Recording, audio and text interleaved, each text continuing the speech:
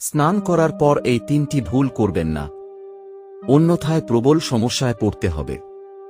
জানার আগে যারা মহাদেবকে মনে প্রাণে বিশ্বাস করেন, ভিডিওটিতে লাইক দিয়ে কমেন্টে হার হার মহাদেব লিখুন।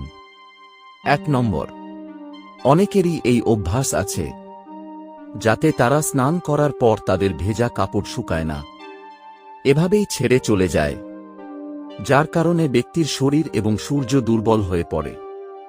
নাম্বার 2, এমনকি ভুল করেও স্নান করার পর ও কিছু পরিষ্কার করার পর বালতিতে নোংরা জল রাখা উচিত নয়।